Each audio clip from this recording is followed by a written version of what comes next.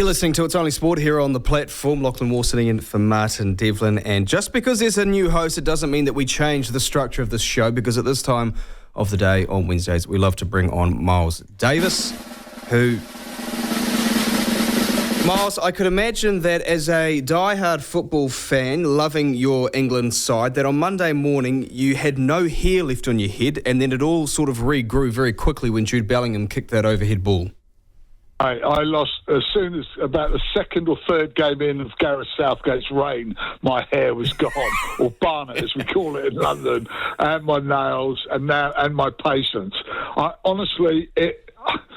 saw Gary Lineker, Alan Shearer were covering it in the studios, and Lineker's ripped into them again, quite rightly so. Shearer just walked out of the studio in disgust after it. And the thing that gets me is, I can understand it if you're a young kid and you know, daddy tells you you're not playing well or you've had a bad one, you're going to sort of get a bit sulky. But how can these players, professionals getting paid a lot of money, not realise that they've been very, very average? And I'm not putting the whole thing down at their feet. The vast majority of it goes to Gareth Southgate. He's got players playing out of position. He's got tactics which, most of those guys, the top guys, they play in sides that play pressing football. They play quick passing, aggressive football. Now they're being told to sit back, and we saw it again. You know, as soon as England equalise or take a lead against someone, they just sit back, and they're so pedestrian in their approach. Phil Foden, Player of the Year in the Premier League, playing on the left wing when he normally plays in the middle. Jude Bellingham, Player of La Liga, Harry Kane, top scorer in the Bundesliga. You got all these guys, and you wouldn't recognise them if you saw them. No, so you wouldn't. I share the frustration. I mean, you're a big sports fan. You watch it as a supposedly neutral spectator. What are you making of it?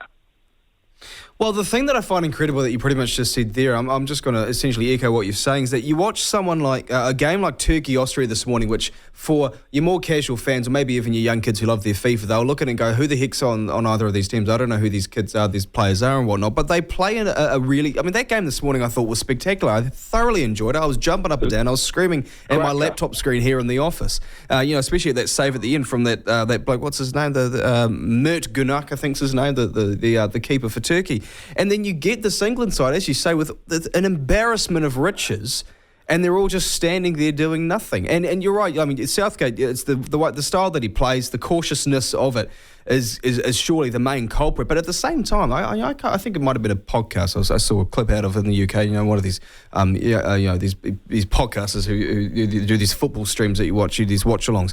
But he made a fair point that no one's ever having much of a crack at the players. It's all on Southgate. I mean, if you're thinking about Jude Bellingham and Phil Foden, I mean, a lot's got to fall on their shoulders as well, surely. No, to be honest, utter bollocks. These players are used to playing in a certain position.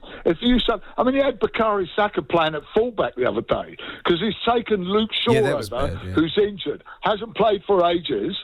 And he said, he might be ready for that. We've gone 4 games now without a left-back. Trippier is playing at left-back.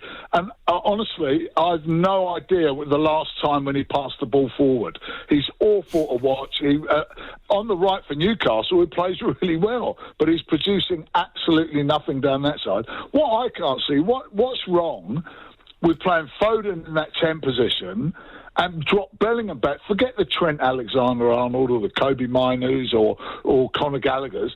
Drop Bellingham back a bit. Let him and Declan Rice take that centre of midfield, put Foden in front of them, and then play Kane, Anthony Gordon out on the left, and Saka. Or in fact, I'd rather have Palmer, to be honest, on the right than Saka, because I think Saka has been playing in his normal position and he's out of form for whatever reason. And every time Palmer comes on and touches the ball, he looks innovative. You mentioned that game this morning. I watched that game. I thought it was an absolute cracker, and I nearly had a heart attack when they it looked like the Austria were going to equalise in the last seconds.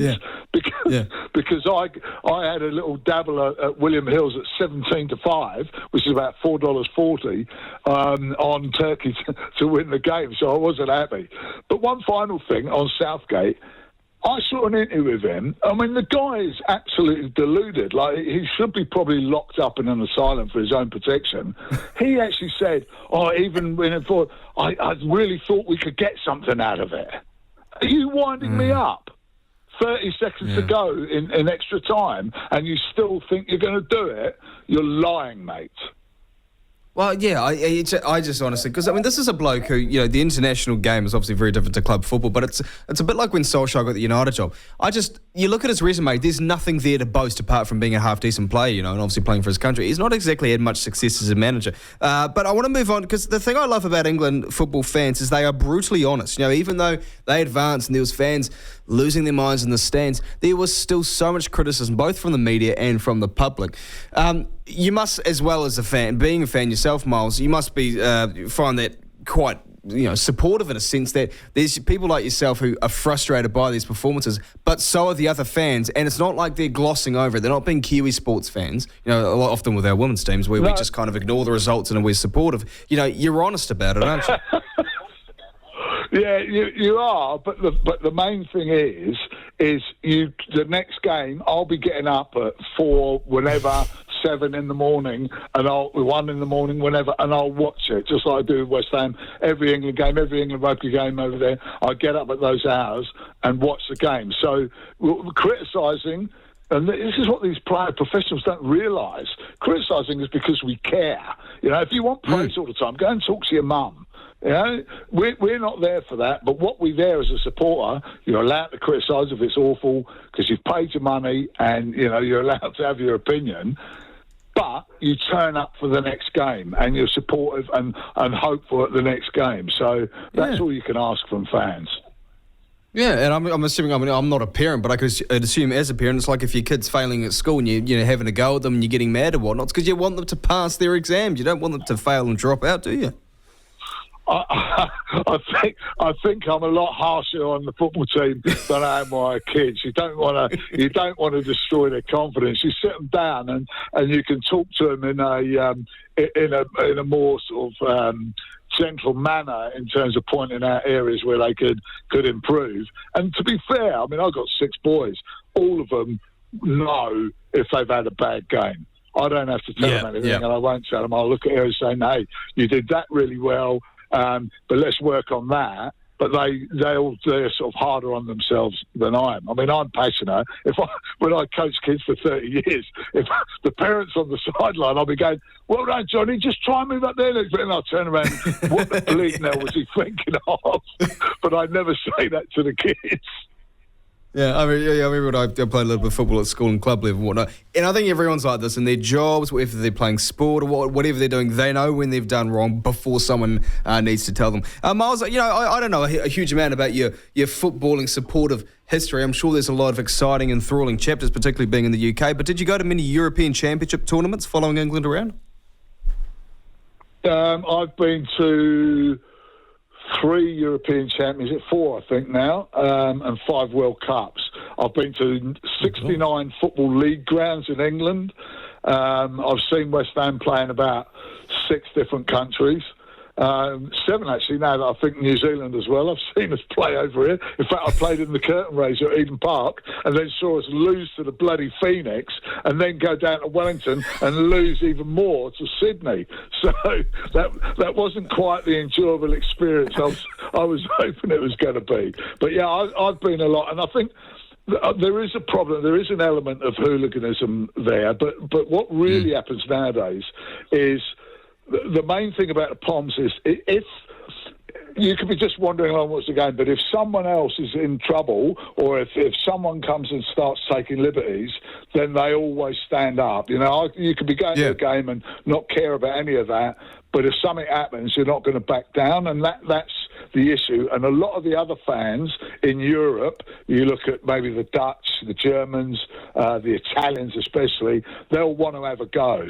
And we saw the Russians over in France a few years ago. We saw the Russians getting a bit leery there as well. So, the fans are basically pretty good, but there is a dodgy element, unfortunately, that can ruin it for everyone.